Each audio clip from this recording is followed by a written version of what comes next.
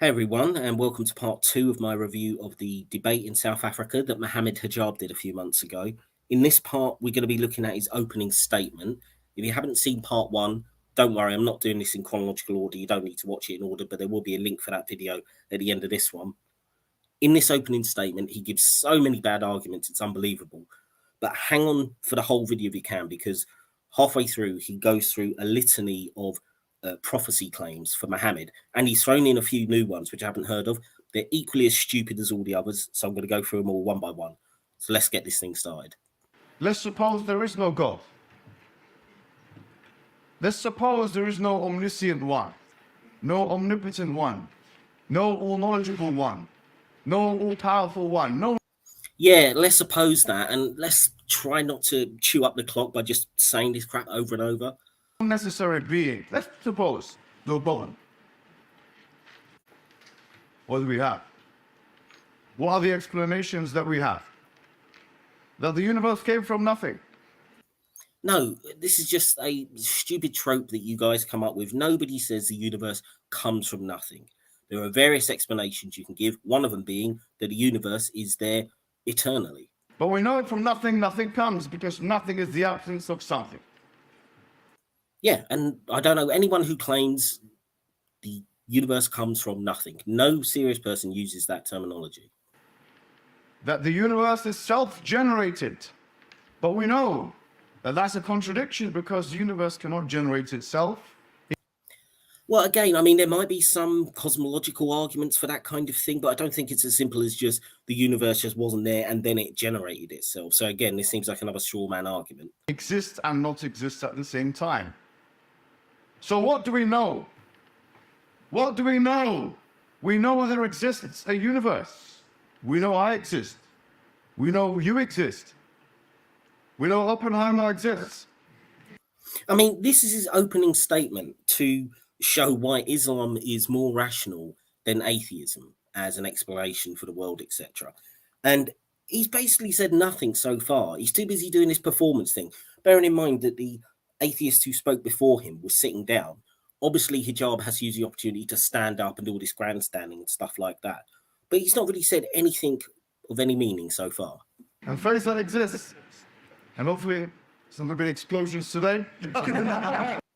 Oh yeah, trigger warning, you will be exposed to some terrible Islamic humor throughout this video. I can only apologize for it. Except of the argument that we just found. I'll say that when you know that the dependent existences exist, you have two options. Either you have a chain, a finite chain, A depends on B, or B depends on A, C depends on B. In which case A is the beginning of that chain. We, the Muslims, call that the necessary being, the independent one, God. Yeah, you've got no justification for doing that. That's the point. I mean, if you're going to use this whole dependency and contingency argument, fine. But you can just as easily say that the one thing that was not contingent was the universe itself. In some form or another, the universe has existed in some kind of primordial state where we get what the universe looks like now. It was dependent on that initial state, but that initial state may have always been there, may have been eternal. It's perfectly reasonable, perfectly rational, and you haven't got a proper answer to go against that. Obviously, the atheists can subscribe to that theory. Let's move away from that one, please. So what do we have left? We have an infinite chain of dependent things. Well, that's not what you have left. As I just said, you can just have an eternal universe. So you don't need to do this chain of infinite things. But an infinite chain of dependent things is an absurd proposition. The reason being, because if this was actualized in the actual world, for example, through an infinite amount of multiverses, then it would imply that the inexhaustible has been exhausted.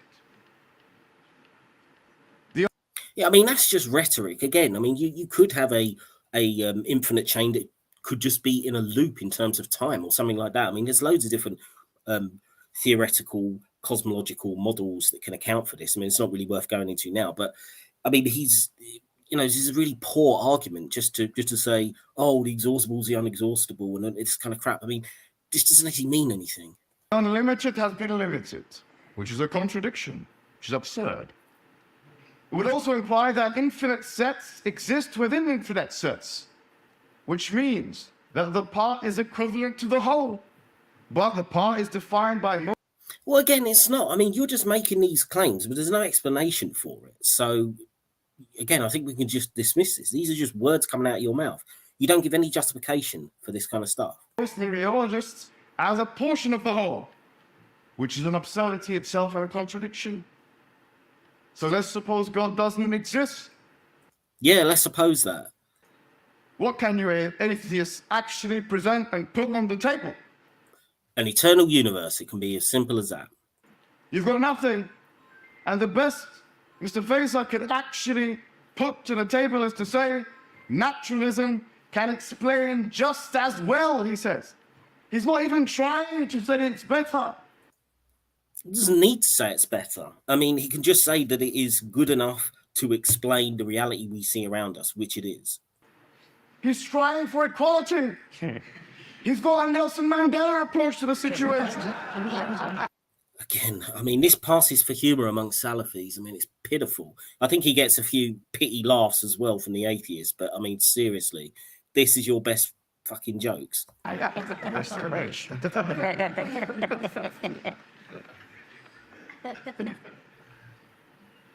mean, look at him pausing, looking around for dramatic effect. You're not in a fucking play, mate. This is supposed to be an opening statement to define your argument, to put out your best arguments, and you're looking around like you're on stage. It's so childish. Also, why? In a different manner? Because in an intellectual way, we will conclude, therefore, that a necessary being through which everything depends upon is independent in and of itself, and everything depends upon is the only way to make sense of dependent things. It's obviously not, though. I mean, that's just you claiming it. I mean, the fact you've even used the term necessary being is already taking it a step forward. Even if we just presume that, okay, yes, there's this one necessary thing that needs to be there to start off existence, and then everything is dependent upon it. Okay, fine. We'll grant you that. I mean, you don't necessarily have to, but let's grant you that. Why is it a being? That's just you anthropomorphizing. That's just you throwing in your Islamic dogma. There's no reason for anybody else to consider whatever this necessary thing is a being, and certainly not a being that you believe in. You see, contingent things cannot exist within necessary things. A contingent thing is possible, can exist or not exist. A necessary thing is not possible, it's impossible not to exist. In other words, contingencies cannot exist within necessities.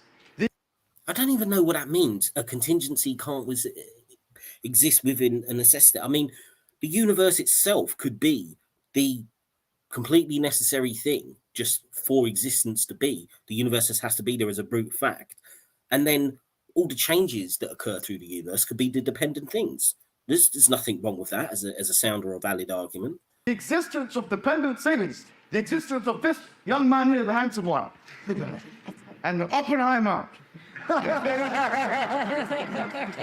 His forefathers led to a lot of people's non-existence. And your forefathers, but you know, they are the Oppenheimer. Their existence indicates without shadow of a doubt that a necessary being is required. No, it doesn't. That's absolute bollocks. You have just claimed that without any evidence. So what kind of necessary being is this? We know I'm different to him. And we know he's different to him. And we know I'm different to him. Differentiation indicates possibility and contingency. And wherein there is differences and possibility and contingency therein, there must be an explanation for this. I mean, he's just waffling now. I mean, take a simple premise and just keep saying dependency, contingency over and over again. I think he's even losing whatever point he thought he had in his head with this. And what is the explanation for this? Islamic theism says an external sorting agent. Okay, Allah's a post office now, is he? Which specified and particularized things to be a certain manner, which indicates a choice had to be made. And this, we would say, indicates a chooser, a willer, which we would say is the will of God. Yeah, you can say that, but there's no evidence for it. It's simply a claim on your part. There's no reason anyone should find that convincing. So already we've identified that you have to have something which is independent and necessary.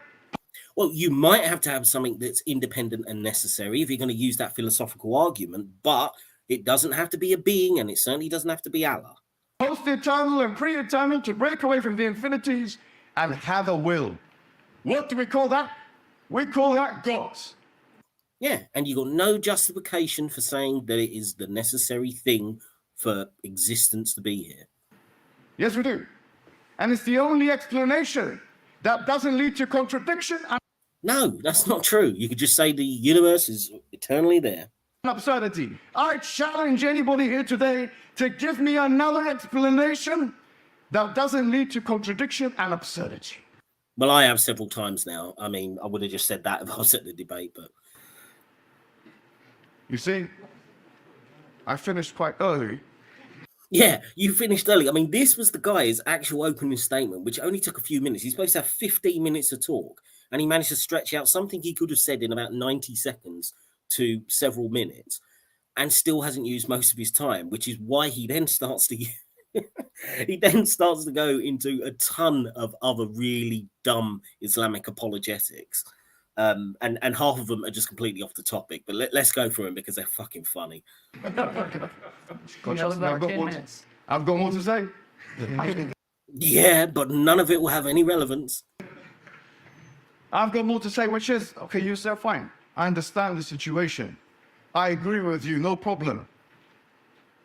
But why do you say that Islam is true? Before we get there, one more prerequisite must be made. How could there be only one of these? How come there's not three? For example, the triad situation. Right. So he bringing up the Trinity in a debate with atheists. Now, this has nothing to do with the damn topic. What do atheists care about the doctrine of the Trinity? Completely irrelevant, does no work in terms of helping your claim that Islam is true. And essentially just shows he's just seeing this as another dawah session where Muslims will go, oh, yeah, you've done Christianity. He's just using that as an opportunity to do that, even though it's got nothing to do with the debate. Because if there was an individuating factor that individuated and differentiated necessary being A from necessary being B, that would render either or both. I mean, you can see Mark Oppenheimer, the atheist there, just looking around. And I can only imagine what's going through his head. Like, he's probably thinking, does this guy know that I'm an atheist at this point? Why the fuck is he talking about the Trinity? Of them contingent. Because a contingent thing is differentiated in reality. And a necessary being cannot be differentiated from something else. But I'll give you an easier argument. Or maybe a coherent one would be useful. Which is the Quranic argument.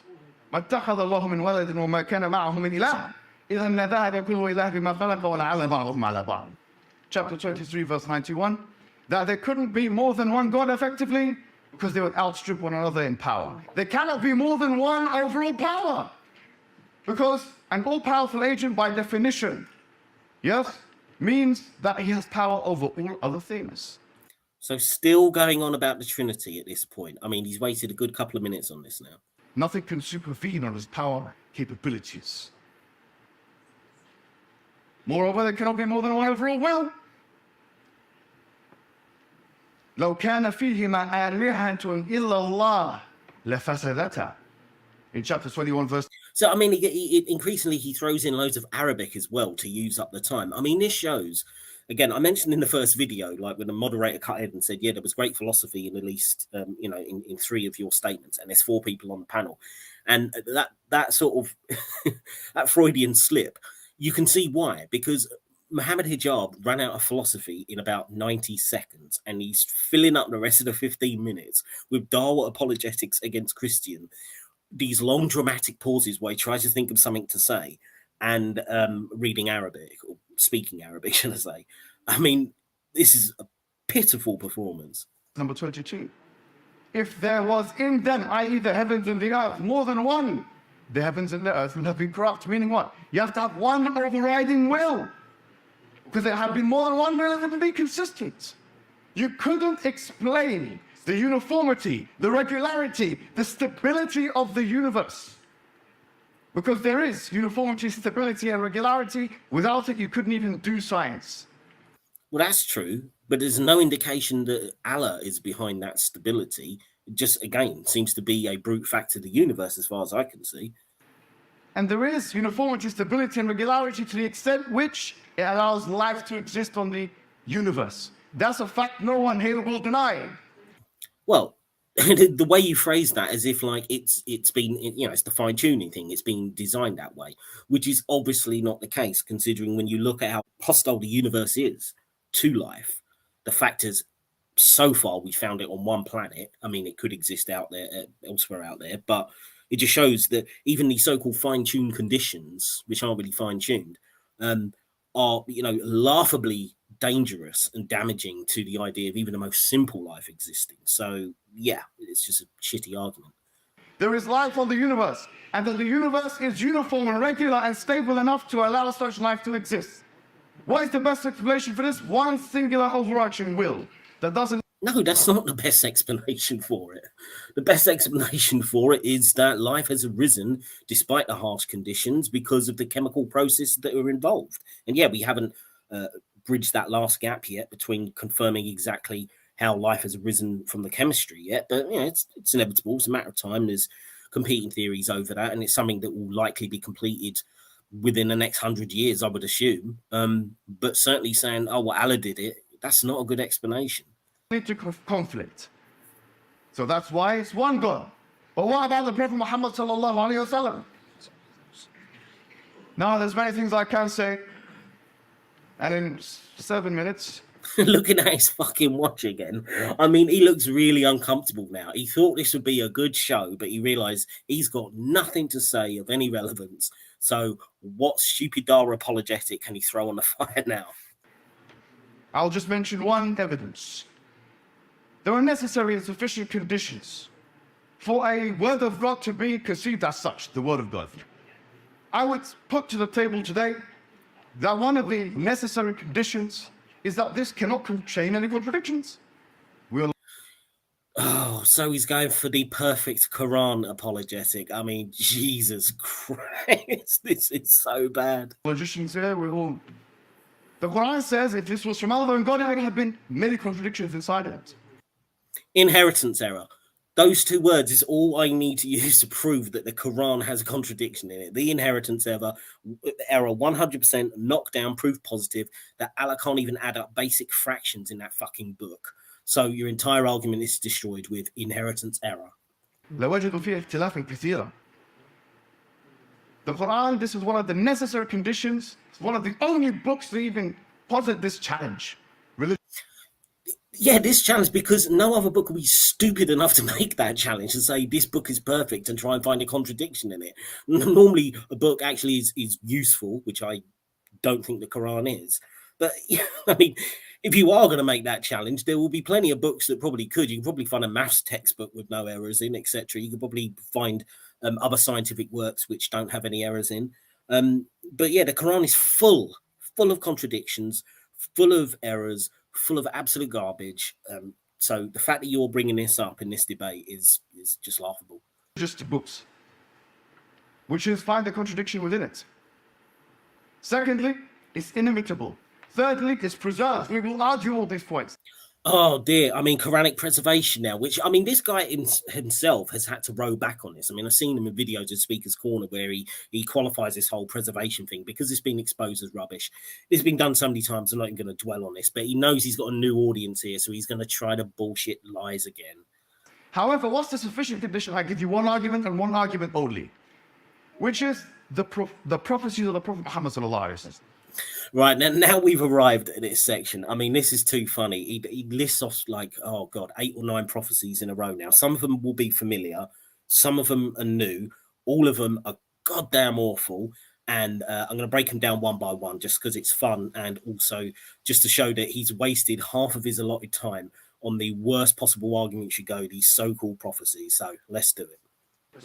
Now, I am claiming here, and I'm willing to be challenged today, oh, you're going to get challenged today, my friend. that the prophecies of the Prophet Muhammad sallallahu alaihi wasallam are the most accurate and numerous and frequent frequent, that comes from an integrous source and unambiguous in human history. I always just have to laugh at that claim. I mean, especially when you hear some of the ones he's going to come out with. These five criterion that I've just mentioned, if you apply them to any other historical figure, they will collapse. For example, if you look at the Bible, Mark chapter number 13, you'll find that it says in one generation the heavens and the earth will be destroyed. Nostradamus made a prediction that in 177 years, there'll be famine and war and so on. Yeah, and Muhammad made a prophecy at one point. I haven't bothered to look this one up, but I mean, I'm sure many of you who are watching will know this one, where he says, he points to some kid, some little boy or something, and says that, you know, before this kid dies, the final hour will come. So unless that boy is living somewhere, he's 1,500 years old, Muhammad has just been wrong so many times on key prophecies. For him to start pointing at the Bible or Nostradamus or whatever, I mean, it's a bit fucking rich. The Prophet Muhammad sallallahu alaihi wasallam, he made the following predictions. For example, I'll give you some. That the barefooted Arabs, يتطاولون في البنيان, that they will compete to see who creates the highest buildings. Now, again, I mean, I'm sure you're probably all familiar with this one, the whole barefooted Arabs competing for, you know, to build tall buildings. And they all look at like things like, oh, you know, the tallest building is in Dubai. This is his, you know, first prophecy that he pulls out. Well, I mean, let's actually read what the prophecy says, because I've got it here. And it's from Ibn Majah. Sorry, Majaj. You'll have to forgive my poor pronunciation there. I think this is in a few hadiths, but I'll just take this one. It's book 1, volume 1, hadith 63 of Ibn Majaj. And it says, and it's a long hadith, so I'm just going to go to the relevant section. He says, then what are its signs? He says, when the slave woman gives birth to her mistress, Waki said, this means when non-Arabs will give birth to Arabs. And when you see barefoot, naked, destitute shepherds competing in constructing tall buildings. Right, so first of all, the term Arab isn't actually even used. He uses the term Arab when Muhammad is just saying shepherds. And he says, yeah, competing in the construction of tall buildings. Okay. Now, that is completely vague for a start. You know, what is a tall building in the 7th century? It could be anything. Could be something with, what, 5 stories or something. So this so-called prophecy could have been fulfilled like 10 years later or something because somebody built an extra fucking story on their house. I mean, this is absolute garbage as a prophecy. But let's just listen to him sort of apply it a little bit more, though, just like how they always interpret this. Now, we're seeing that the highest building in the world is in Burj Khalifa.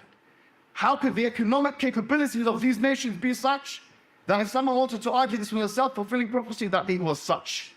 Well, I'll explain how. As I said already, this prophecy is so bad because it could be referring to anything between now and then. But also, yeah, let's take that building that he mentioned. Yeah, it's the tallest building, and it's in Abu Dhabi. It's in Dubai.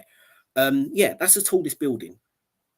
Who built it, though? Was it those Arabs, as you call, which are just barefooted shepherds? No, it was actually designed by a team of non-Arabs, led by an American, which I've got his name here, Adrian Smith. The main contractor that actually built it was Samsung Construction, which is a South Korean firm. So you're saying that even if we're going to grant you that shepherds means just Arabs in general, it was designed by Westerners and built by South Koreans primarily. So how is this Arabs like competing? And also, like, if you're talking about competition, what's the second tallest building? It's in Malaysia, okay? The third tallest building is in Shanghai. So how is this Arabs competing? I mean, you've got one building there, basically. So this entire apologetic is so ridiculous on every possible level that you can think of. And yet it's the first thing he goes to. Let's move on. It couldn't be. Number 2, that the Prophet ﷺ predicted the downfall of the Persian and the Roman Empire, the 2 greatest empires of that time, spanning millennia.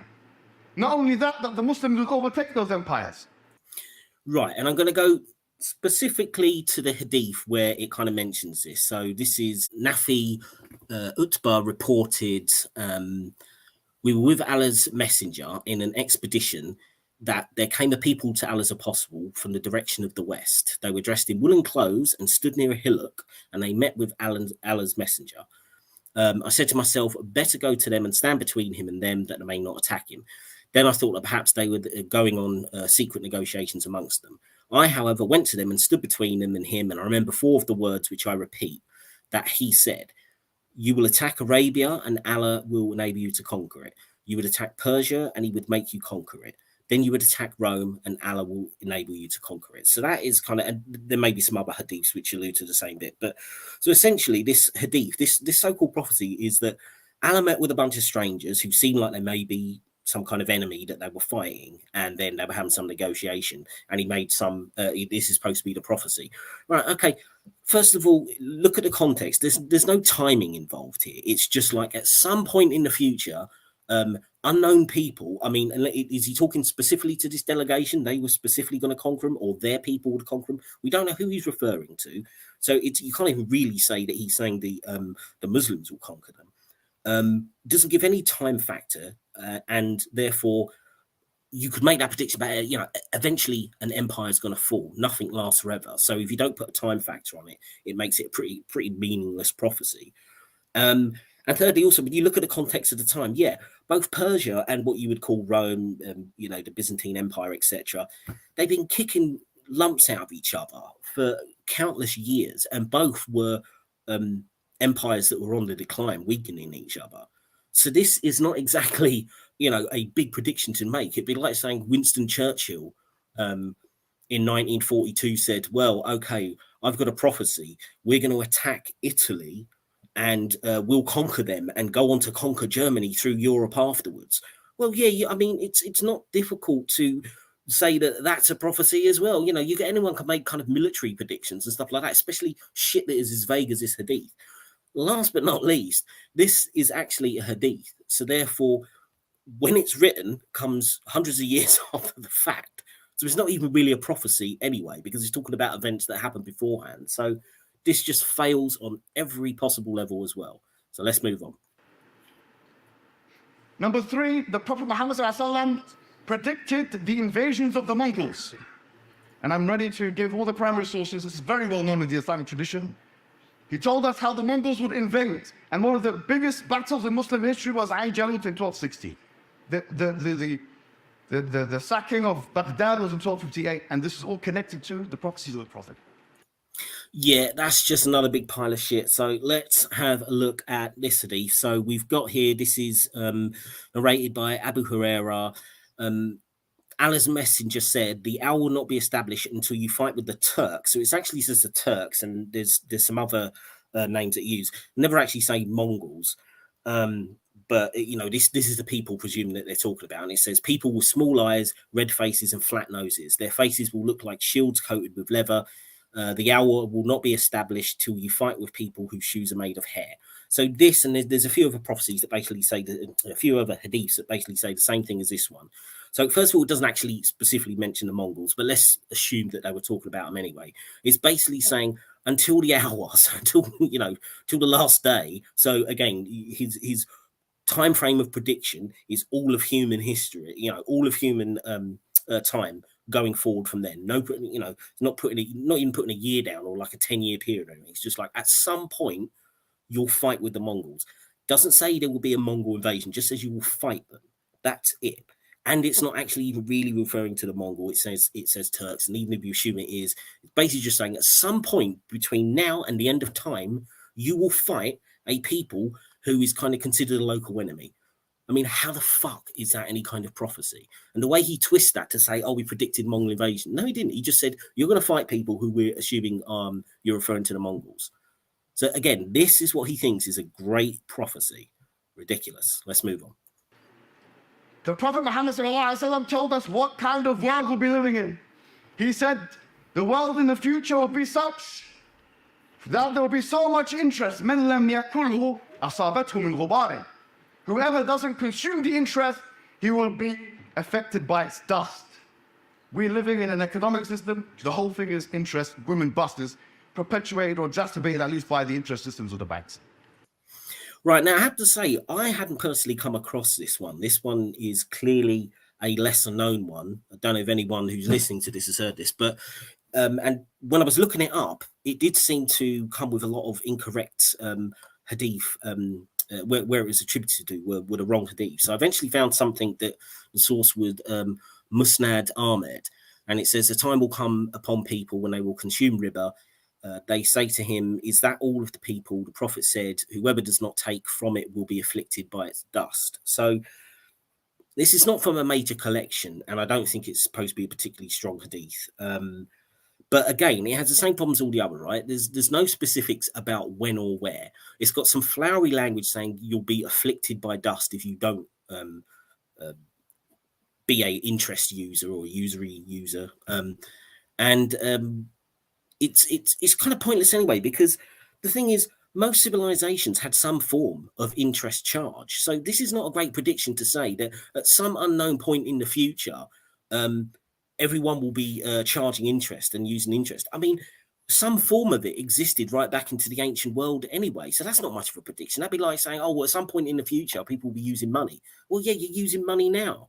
So what kind of fucking prediction is that? And yeah, okay, it says whoever does not take from it will be afflicted by its dust. Well, that's just, poetic language that you can interpret that to mean anything. So again, this is just absolute garbage. Right, let's move on to the next one. I think South Africa is no different. Number 5, the Prophet Muhammad ﷺ told us that there will be an advent of sexually transmitted diseases due to an increased fornication. Number 6, the Prophet ﷺ told us that women will go into the workforce. Oh, sorry, I've allowed that to run on a little bit too longer. So again, he's doing this sexually transmitted disease one, which we've heard 1,000 times before. Let's have a look at the hadith. It's Sunan Ibn Majah, Volume 5, Book 36, Hadith 4019. It was narrated that Abdullah bin Umar said, "The Messenger of Allah turned to us and said, there are 5 things which you will be tested, and I will seek refuge with Allah, lest you live to see them. Immorality never appears among a people to such an extent that they commit it openly, but plagues and diseases that were never known among the predecessors will spread among them now." And this is supposed to be like, I've heard Muslims say like, oh, he's predicting AIDS, he's predicting all these different sexually transmitted diseases. It's like STDs go back to Muhammad's time and all through human history. I mean, go back to ancient Babylonia and all these ancient civilizations where they, there's documented sexually transmitted disease. This is just common knowledge that yes, you can catch diseases which are spread through having sex. And obviously, if you have more sex, and if you're the terms they would use, fornicating a lot more, then yes, just by logic, there's potentially going to be more sexually transmitted disease if you're not having safe sex.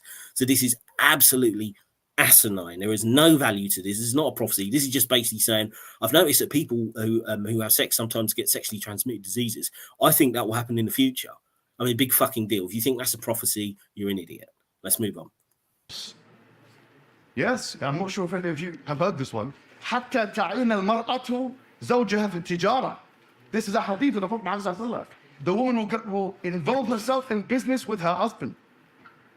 Yeah, so he's saying this is a new one, and I'm not surprised it doesn't be used so much because it's the dumbest thing I've ever heard. He's basically saying, he said that Muhammad predicted or prophesied that women will be in the workforce.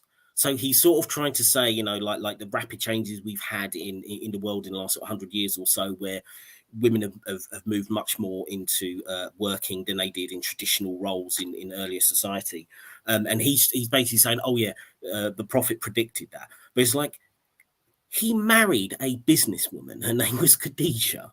Okay. So for him to predict that women would be in business after he marries a businesswoman, you think that's an actual fucking prophecy? I mean, he's basically looking at his own life and saying, this thing's going to happen in the future that's already happening right now. I mean, this is some of the worst apologetics I've ever seen. I cannot believe he's tried to say that this is some kind of prophecy. I mean, he might as well turn around and look at his wife and think, I've married a woman.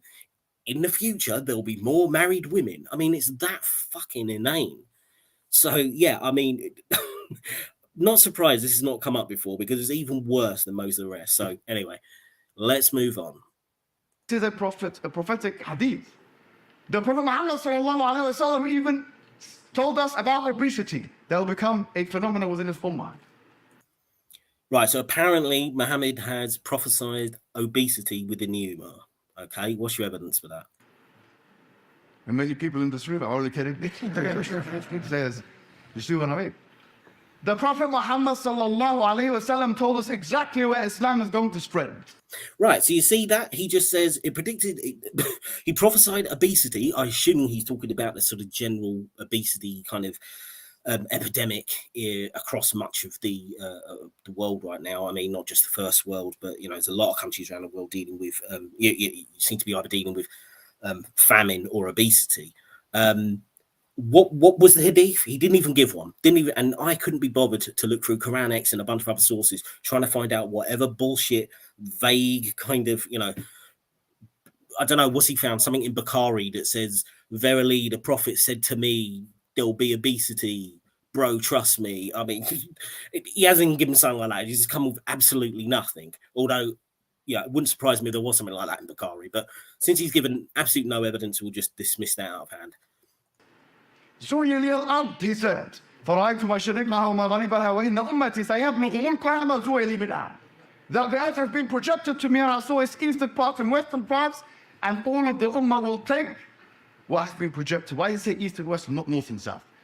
Right. So that's again. Sorry, I cut him off a little bit too late. So the first bit was he's saying that Muhammad predicted or prophesied exactly where Islam would spread. This is his claim. And the hadith that he's quoting is saying, well, he said it would spread east and west, right? I didn't even bother to look this up because on the face of it, this is the dumbest fucking thing to say a prophecy. If you say that something's going to spread east and west, what is that saying? It's going to go everywhere. That is not a specific prophecy. That's just saying that Islam's going to spread everywhere. And he's saying, oh, well, why didn't it say north and south? Well, you don't need to, do you? Because unless you're literally talking about just the footsteps north or directly south, anything north and anything south is also going to be either east or west as well. It's called northeast, northwest, southeast, southwest. So the whole point, like, it's not even worth looking up this hadith, because to say east and west is basically to say it's going to spread everywhere. And he thinks that is somehow some genius prophecy to say my religion's going to spread everywhere. I mean, how desperate have you got to get? Look at the map.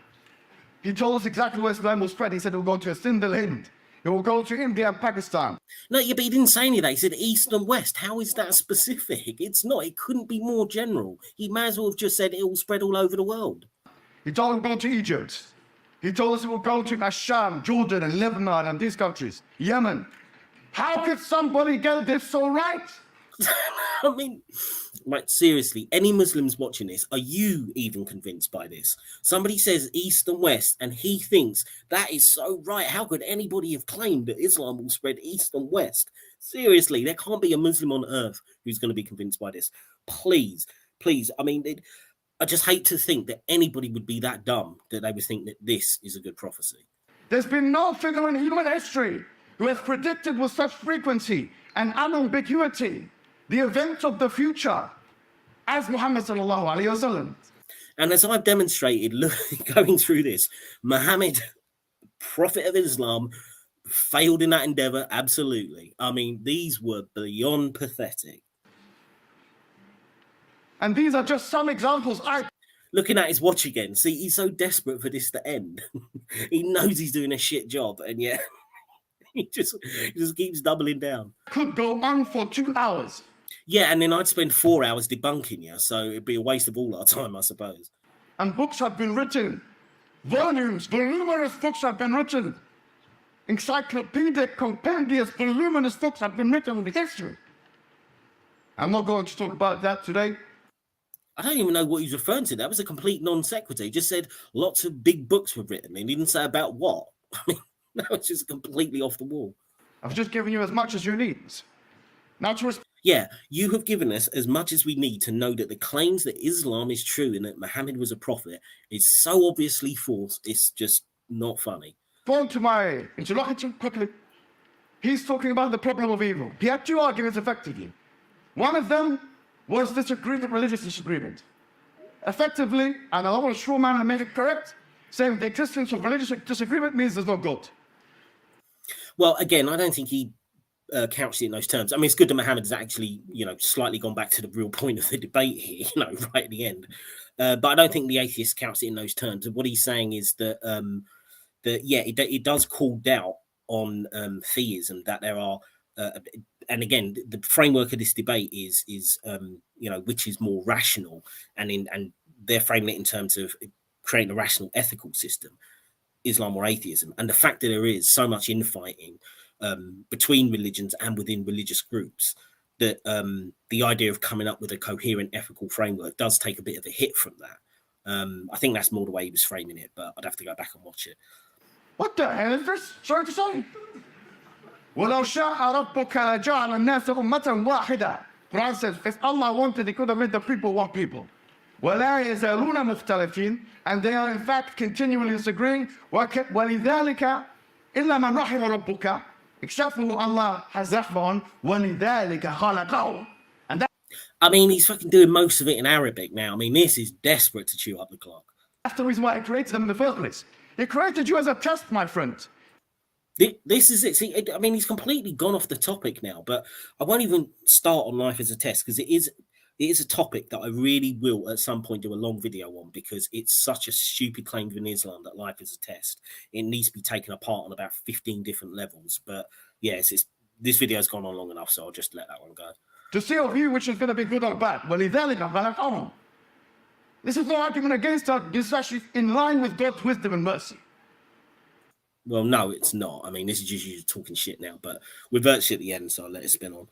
And He says evil, the problem of evil, which you've heard 1,000 times before. I disbelieve in evil. How about that? Well, how about that? That means that you're essentially not a Muslim then, because, I mean, evil is pretty well described. You're going to play a semantic game on this issue now, but it's a bit of a stupid statement. I believe evil is privation. I don't believe evil is substratum. Put evil under a microscope. Atheists, tell me where evil is. Absolutely idiotic. I mean, it's conceptual, isn't it? Evil. You're describing a state. Obviously, you can't put that under the microscope. That'd be like saying put love under the microscope. I mean, you're describing an emotional state. In that sense, of course, you can't put it under the microscope. That doesn't mean that it doesn't exist. Evil is privation, is the lacking of God's goodness. That's what I say evil is. Tell me. Yeah, and that is just a word game. I mean, that is just basically saying, like, there's God's really good, and then there's like the less good without God's good on top of it. But you're still talking about a range of experience, a range of morality or ethics, however, whatever context that you're using the word good, where you're basically just you can either use terms like good or evil, or you can use God's good and then deprivation of God's good, but it's describing the same scale. So this is just semantics. Where evil is. Let me use empirical value judgment to show where the substance of evil is. Evil doesn't exist. How It exists as a concept. This is just a fucking game you're playing. about that? As an atheist, you don't believe in God, but you believe in evil. Well, you can't put evil. Well, to be fair, I mean, a lot of atheists like myself, I mean, will sort of use the word evil because it's understandable what you mean. It's not always the best term, in my opinion, because then you do carry the baggage that you get from religions like Islam with kind of maybe an inappropriate kind of moral judgment. So, I mean, but yeah, for lack of a better term, yes, we use the word evil, but everybody knows the concept that you're describing: a negative state, an immoral state, a state of suffering, whatever. It's clear and understandable, and you're just trying to muddy the waters by playing the semantic game. Under a microscope empirically. What ontological status does evil have? How can you use the existence of non-existence to try and disprove the existence of the necessary existence? That was just an absolute jumble mess that made no sense. So what's that? Fourth time he's looked at his watch now? I mean, who struggles this much to fill a 15-minute opener other than somebody who's supremely stupid and ill-prepared? So time, and we've got 20 seconds here, and in that time, I'll just recite Quran. Oh, so you're going to end really dumb? Okay. قُلْ هُوَ اللَّهُ أَحَدٌ, which is, says Allah, one and only, Allahu Samad, the one who everyone depends upon, He depends upon nothing. لَمْ يَلِدْ وَلَمْ يُولَدْ. He begets not, nor is He begotten. وَلَمْ يَكُنْ لَهُ كُفُوًا أَحَدٌ. There's nothing like it. There's nothing. So this is the great Dawah King, Champion, God Emperor, Mohammed Hijab, doing his big academic debate. I hope you all enjoyed, and I should have another video out in the next couple of days. It probably won't be on this, but I will do at least one more part on this South Africa debate. So I hope you're enjoying it. I will see you soon in the next one.